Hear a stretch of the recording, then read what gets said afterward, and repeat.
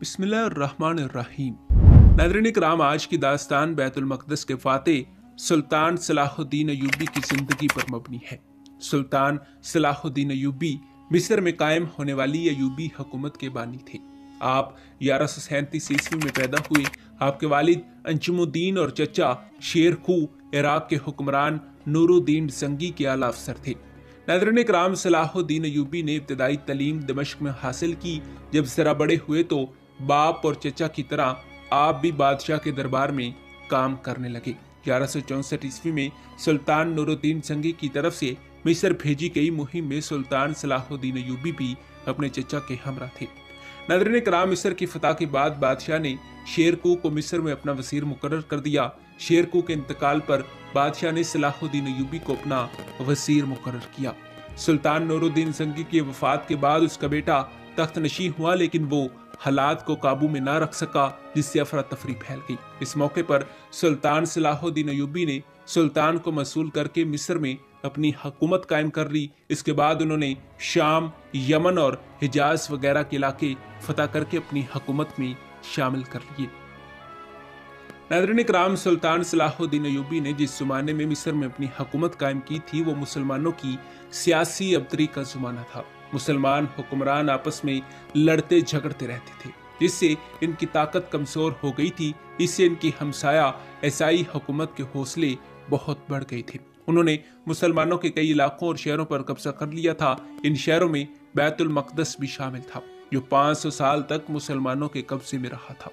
नाज़रीन इकराम, इस ईसाई हुकूमत को सारे यूरोप की ईसाई हुकूमतों की मदद हासिल थी और इसलिए इसने हर तरफ लूट मार मचा रखी थी। सलाहुद्दीन अय्यूबी ने यह अज़म कर रखा था कि वो इस ईसाई फितने को ख़त्म करेंगे, बैतुल मक़दस को ईसाइयों के कब्जे से आज़ाद कराएंगे और मुसलमानों की खोई हुई अज़मत और इज्जत को दोबारा बहाल करेंगे। नाज़रीन इकराम, इस मकसद के असूल के लिए सुल्तान को मुतवातर 14 साल तक ईसाइयों से लड़ना पड़ा। सलाहुद्दीन अय्यूबी और ईसाइयों के दरमियान जो लड़ाइयाँ लड़ी गई वो तारीख में सलीबी जंगों के नाम से मशहूर हैं। सलाहुद्दीन अय्यूबी और ईसाइयों के दरमियान पहली सलीबी जंग हितैन के मुकाम पर लड़ी गई। सलाहुद्दीन अय्यूबी ने ईसाई लश्कर का डटकर मुकाबला किया। बेशुमार ईसाई इस जंग में कत्ल हुए और बहुत से कैदी बने। कैदियों में बैतुल मक़दस का बादशाह भी शामिल था। नाज़रीन इकराम, इस जंग में कामयाबी के बाद सुल्तान ने बैतुल मुक़द्दस की तरफ कदम बढ़ाए। वहां पहुंचकर सुल्तान ने ईसाइयों के सामने चंद अच्छी शर्तें पेश की, लेकिन ईसाइयों ने इन शर्तों को ना माना। उनके इंकार पर सुल्तान सलाहुद्दीन अय्यूबी ने बैतुल मक़दस का मुहासरा किया। मुहासरे के एक हफ्ते बाद अहले शहर ने रहम की दरख्वास्त की, जिसे सुल्तान ने ना सिर्फ कबूल किया बल्कि अहले शहर के साथ ऐसा शानदार बर्ताव किया जिसकी मिसाल तारीख में मुश्किल से मिलती है। नाज़रीन इकराम, बैतुल मक़दस पर जब ईसाइयों ने कब्जा किया था तो उन्होंने बेशुमार मुसलमान बच्चों, औरतों, बूढ़ों और कमज़ोरों को बड़ी बेरहमी के साथ कत्ल कर दिया था। लेकिन सुल्तान ने ईसाइयों को पूरे शहरी हकूक देकर अपनी सल्तनत में रहने की इजाज़त दी। नाज़रीन इकराम, ईसाई सिपाहियों को हुक्म दिया कि वो 40 रोज़ के अंदर अपने बाल बच्चों के साथ वहाँ से निकल कर तराबलस चले जाएं। सुल्तान ने उन पर मामूली सा फदिया आयद किया था, लेकिन 10,000 सिपाही ऐसे थे जो फदिया अदा करने के काबिल न थे।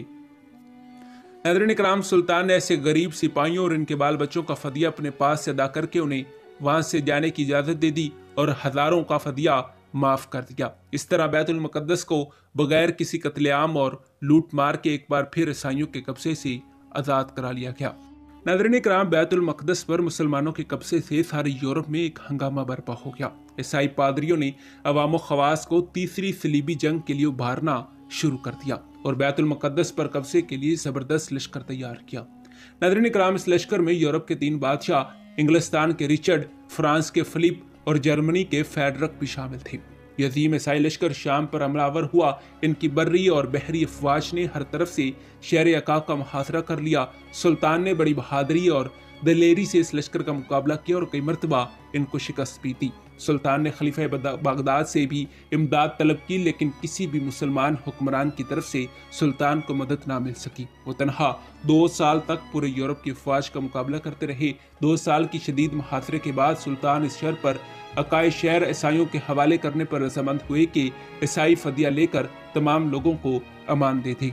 नाज़रीन इकराम, ईसाई बाद में वादे से फिर गए और शहनशाह रिचर्ड ने जो इस मुश्तरका लश्कर का कमांडर था, फदिये की अदायगी में तखीर का बहाना बनाकर 1700 मुसलमानों को कत्ल कर दिया।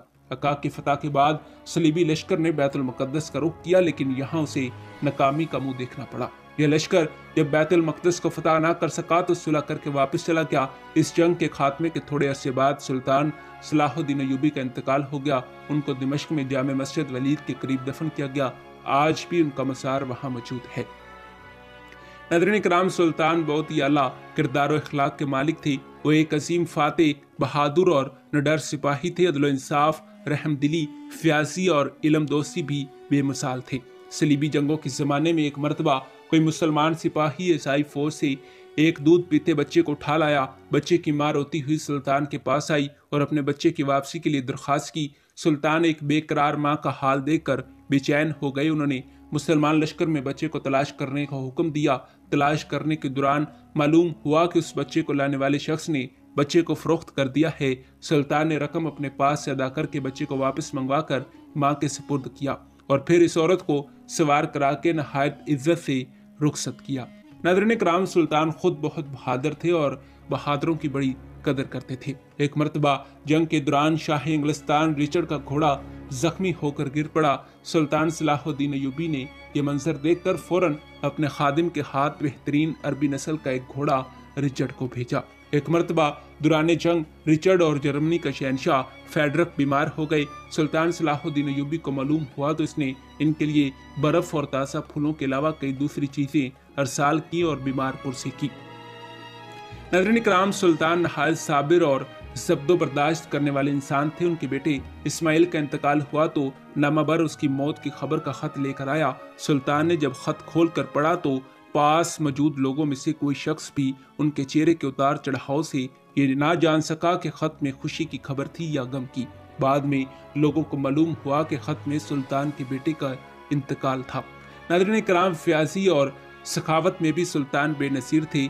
मिस्र पर कब्जे में फातमियों का बेपनाह खजाना उनके हाथ लगा। सुल्तान ने सारा खजाना उसी वक्त तकसीम कर दिया। जब सुल्तान का इंतकाल हुआ तो उनके ज़ाती खजाने में सिर्फ 1 दिनार और 47 दिरहम मौजूद थे। नाज़रीन किराम, सुल्तान का ज़्यादातर वक्त अगरचे सलीबी जंगों में बसर हुआ, लेकिन वो इनकी खबरगिरी और रफ़ाअमे के कामों से कभी गाफिल नहीं रहे। जंग के दिनों के अलावा वो हफ्ते में 2 बार खुली अदालत लगाते, अवाम की शिकायत सुनते और खुद फैसले करते।